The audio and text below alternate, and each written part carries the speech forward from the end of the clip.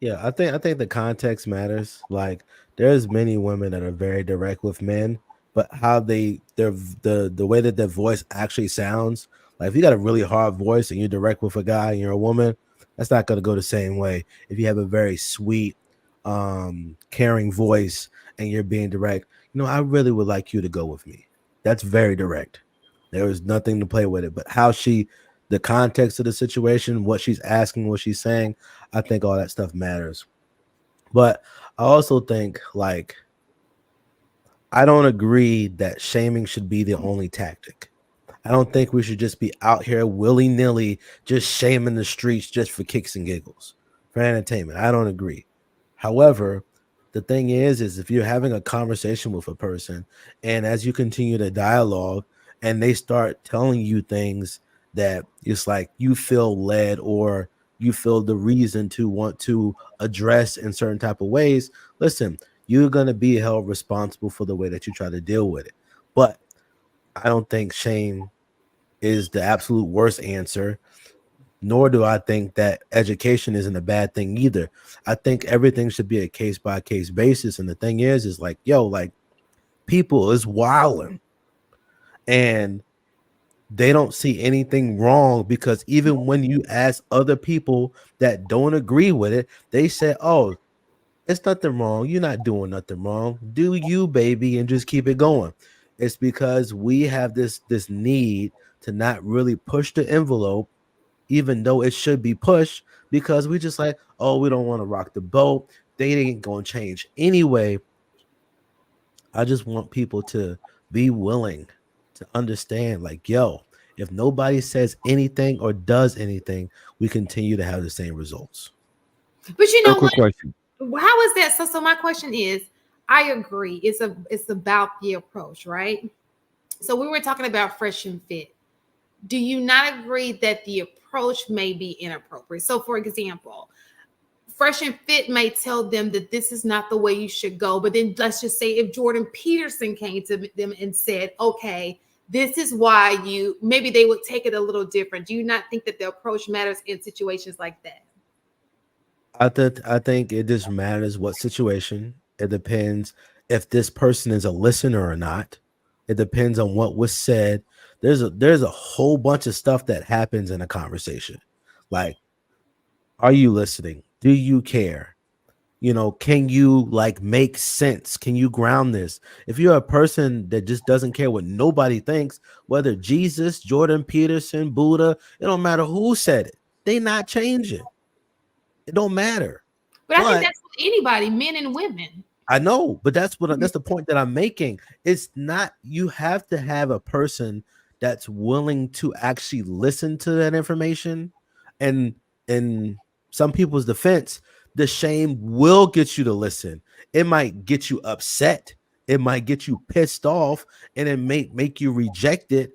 But at some point, You'll feel something shame. might come something might come that reaffirms that same thing that that person said that pissed you off, and now you can turn around and be like, that pissed me off, but now it's starting to make some sense now. But like I said, I don't agree just be shaming people for no reason. And even the way that I was shaming you, you was like, I should go harder. I said, listen, there's a level of shame that I'm delivering to you that actually makes you think about what it is that you're doing.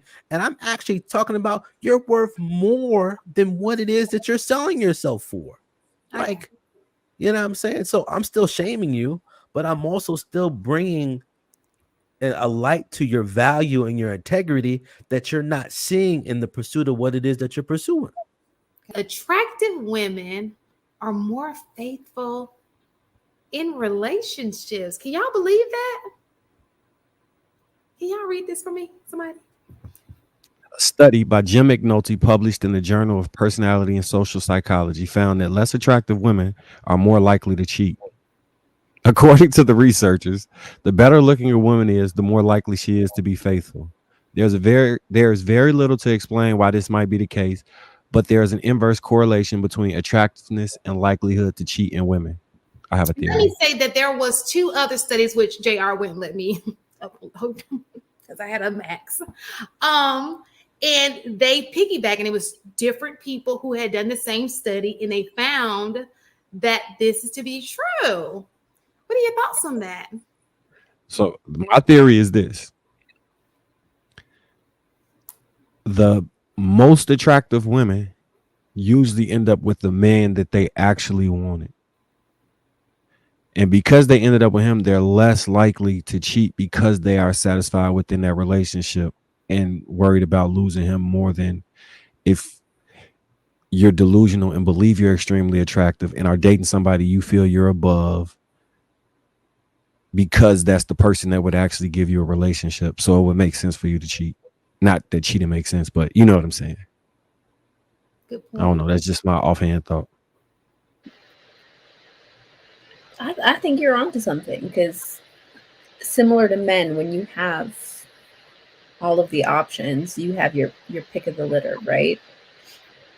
And at the same time, I think the other part of it is attractive women are used to attention, and so it doesn't phase them the same way as unattractive women. Same thing for men, right? If you're unattractive and you start to get all this attention, you don't have the same uh not jadedness, but not discipline either. It doesn't have that shiny layer. Like, it's not so new to you, right? So it doesn't have the same effect. And I think women are the same, right? Women who aren't used to the attention, once they start to get it, or they get it from somebody that they think is attractive, equally or more attractive than their partner, I don't think they know how to conduct themselves, to be honest.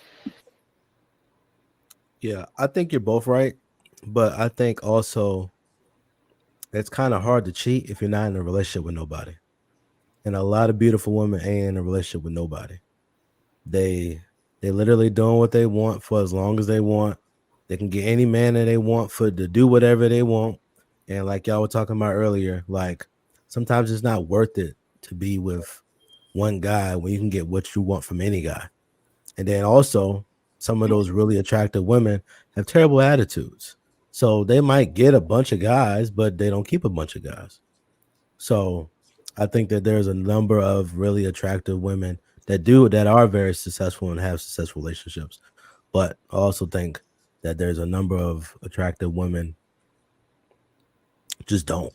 Like there's many guys that's like literally will bypass quote unquote tens because they're just like this is just too much hassle. And I can just see it's hassle. And I'm just gonna avoid it altogether. But I do think there's some credence to what you guys are saying that if women that think they're more attractive than what they actually are, and they're in relationships where they feel unfulfilled, of course they're gonna want to go someplace else because they're not getting fulfilled where they're at. They're gonna continue to look for the thing that quote unquote makes them happy.